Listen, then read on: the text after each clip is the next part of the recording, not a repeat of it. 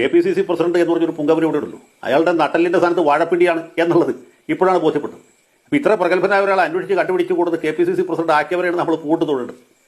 അയാൾ ഈ കഴിഞ്ഞ ദിവസങ്ങളിലൊക്കെ പറയുന്ന വെട്ടിത്തിരങ്ങൾ നിങ്ങൾ കേട്ടില്ലേ? അദ്ദേഹത്തിന് നിയമസഭയിൽ വരാനുള്ള എല്ലാ സംരക്ഷണവും പാർട്ടി കൊടുക്കും. അദ്ദേഹത്തിന് നിയമസഭയിൽ വരുന്നതിന് ഭരണഘടനാപരമായിട്ട് ഒരു തടസ്സമില്ല. ഭരണഘടനാപരമായിട്ട് എന്താ തടസ്സം? MLA ആയിട്ട് ജയിച്ച ആൾക്ക് നിയമസഭയിൽ വരുന്ന ഭരണഘടനാപരമായിട്ട് തടസ്സമില്ല. പക്ഷേ രാഷ്ട്രീയമായിട്ട് ചില ബുദ്ധിമുട്ടുകളുണ്ട്. അത് ഉൾപ്പെടെ ആർക്ക് മനസ്സിലാവും.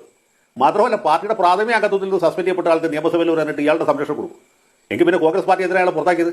എന്തിനാണ് അയാൾ നിയമസഭാ കക്ഷിയിൽ നിന്ന് പുറത്താക്കിയത്? എന്തിനാ MLA ഈ പ്രാഥമിക അംഗത്തിൽ നിന്ന് സസ്പെൻഡ് ചെയ്ത്? അങ്ങനെ സസ്പെൻഡ് ചെയ്യുന്ന ആൾക്കാർക്ക് ഏതെങ്കിലും പാർട്ടി സംരക്ഷണം കൊടുക്കാറുണ്ടോ? അതിനൊന്നും ഒരു കാര്യമില്ലല്ലോ. ഇത് KPCC പ്രസിഡന്റ് സ്ഥാനത്ത് ഇരുന്നുകൊണ്ടാണ് ഈ വിഡിത്തം പറയുന്നത് ആലോചിച്ചു നോക്കും. അദ്ദേഹം വാദിച്ച് സ്വയം തോൽക്കുകയാണ്. പുള്ളി ഒരേ സമയത്ത് പാർട്ടിയുടെ പ്രാഥമിക അംഗത്തിൽ നിന്ന് സസ്പെൻഡ് ചെയ്ത ആൾക്ക് യൂത്ത് കോൺഗ്രസിന്റെ ജില്ലാ പ്രസിഡന്റ്, അല്ലാതെ വഴിപോക്കന്മാരല്ല, യൂത്ത് കോൺഗ്രസിന്റെ ജില്ലാ പ്രസിഡന്റ് അയാളുടെ കൂടെ പോയി കഴിഞ്ഞാൽ അതിനെന്താ പിന്നെ അർത്ഥമുള്ളത്? അപ്പോൾ പിന്നെ ഈ പുറത്താക്കലിന് അല്ലെങ്കിൽ സസ്പെൻഷനിൽ എന്ത് യുക്തിയാണുള്ളത്? ഇദ്ദേഹം BA പാസ്സായി കോടതി പോയി വാദിച്ചിരുന്നൊരു വക്കീലല്ലേ? അത് ആലോചിച്ച് നോക്കൂ. വക്കീൽമാർക്ക് മിനിമം ഒരു യുക്തി വേണ്ട, ലോജിക്ക് വേണ്ട. ഇതാണ് അദ്ദേഹത്തിന്റെ നിലപാട്. അദ്ദേഹം കഴിഞ്ഞ ദിവസങ്ങളൊക്കെ ഇതേ വിട്ടിത്തരം തന്നെയാണ് പറഞ്ഞുകൊണ്ടിരുന്നത്. ഞാൻ പറഞ്ഞത് അദ്ദേഹത്തെ നമ്മൾ കുറ്റം പറഞ്ഞതിന് കാര്യമില്ല. ഇദ്ദേഹത്തെ ഇവർക്കൊക്കെ നേരത്തെ അറിയാവുന്നതാണല്ലോ.